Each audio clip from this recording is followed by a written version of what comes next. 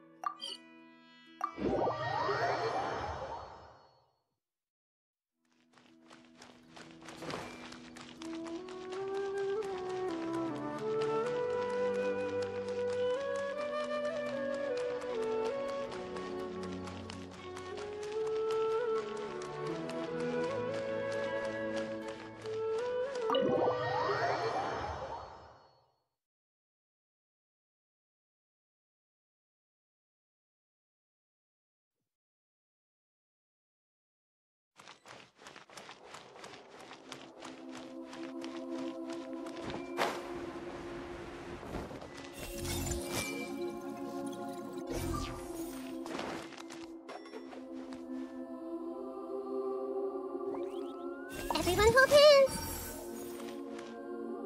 Nahida! Hello, Traveler and Paimon. What a fantastic night! I'm still immersed in all the happiness and joy, like a candle floating on water. So are we, and that's why we're here to talk with you. Is there anything you want to know?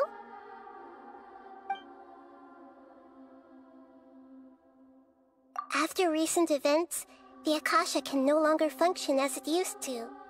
I've given it some thought, and have decided to shut it down permanently. But this is definitely not a bad thing. Even from the beginning, I've been planning to shut it down. The Akasha's centralized administration of knowledge has always restrained people's curiosity and curtailed the number of paths available to them. I don't think this is good for Sumeru. Although people may initially feel a little uncomfortable with the loss of the Akasha, they will soon understand that this life is more suitable for them. And as for the future of Sumeru, I'm preparing to regain control of the academia. The former sages have received their punishment, but the new sages have yet to be selected. I will oversee the process personally. I hope that the new 6th grade sages will be more focused on academics. Sumeru needs such leaders more than ever. The other big issue is the people of King Deshret. All the residents of the desert, in fact. They have been mistreated for far too long. I've already taken some measures to address this. It will take some time to rebuild everything, but no matter if it's culture, friendship, or trust, we will rebuild it.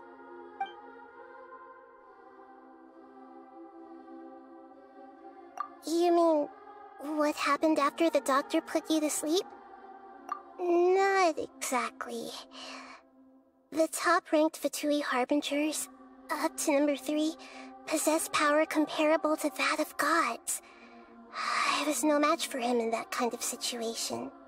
However, in spite of the bad situation, I still managed to make a fair deal with the doctor.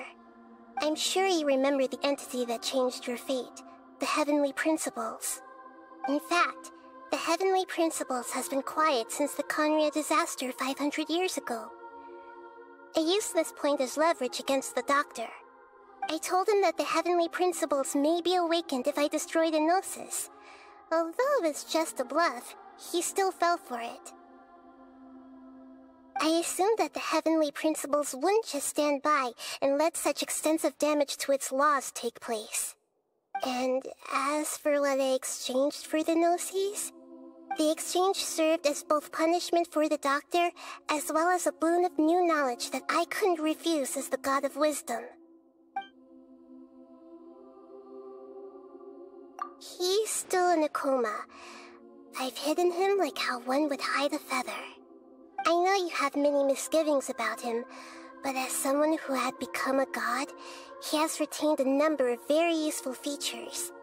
Don't worry, I'll keep an eye on him and make sure he doesn't do any evil. In addition, there are still some mysteries left in him. Some things may be very clear from my perspective, but he is still yet to understand them himself. His future will be determined by fate. Is that where you're headed next? Fontaine, the Nation of Justice? As far as I know, that nation operates on a judicial system. Does their Archon personally judge people? No, there's a Chief Justice in Fontaine. Generally speaking, the Hydra Archon, Focalor, won't preside over individual trials. However, even then, Focalor will still make herself present at just about every trial. It seems that she just likes to immerse herself in that sort of atmosphere. As Archon, she still reserves the right to influence the final verdict.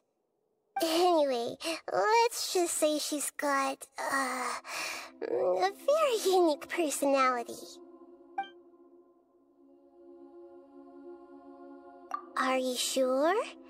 Isn't there something else you haven't asked about yet? Huh? You mean... About your brother. While you were resting at Gandharvaville, I took some time to perform an Irminsul search for information on your brother. Yeah! Isn't Irminsul a repository for all the information and memories of Teyvat? So there shouldn't be anything on her or her brother. This is true in your case. Irminsul indeed does not have any information on you. However, there must be something different about your brother, because as it turns out, the world has recorded information on him after all. What? There's only one possible explanation. He belongs to this world.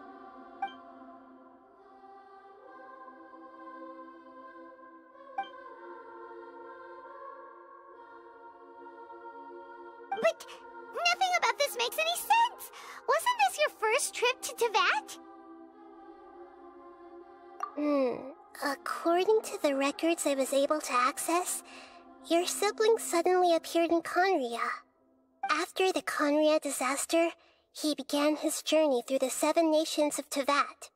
But just as his journey was about to reach its conclusion, the Irminsul records on him suddenly become fuzzy. What do you mean, fuzzy? Did something happen to him?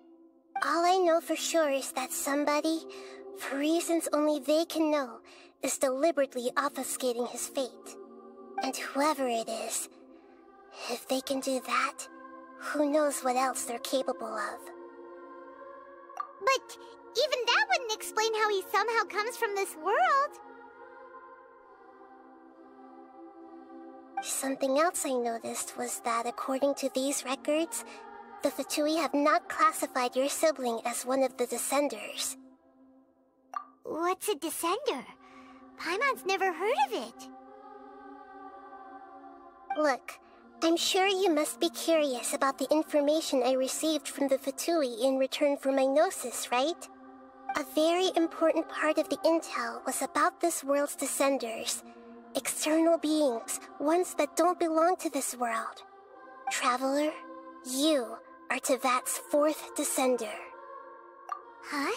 So the Fatui count 3 other Descenders before the Traveler, and her brother isn't even one of them? That's right. My current hypothesis is that the first Descender was likely what we now call the Heavenly Principles. As for the other Descenders, I still need to verify their existence. It could take me some time. Paimon's head's about to burst from all this crazy new information. And yet, even knowing all this, I'm sure you must still have a lot of unanswered questions. I must say, I truly regret that I can't help you more as the God of Wisdom. There are many questions in my heart as well. I will need some time to go through each one of them. And soon, you'll also begin your journey anew, and depart from Sumeru. I'm very interested in your future. It's a journey that can't be observed or recorded by this world. If fate is the ultimate knowledge, then your future will be the ultimate fate. I'm sure glad we got to meet you, Nahida. The pleasure is all mine. I can't thank you enough. Alright, that's enough talk for today. If you ever miss me, just close your eyes, and maybe I'll appear in your dreams.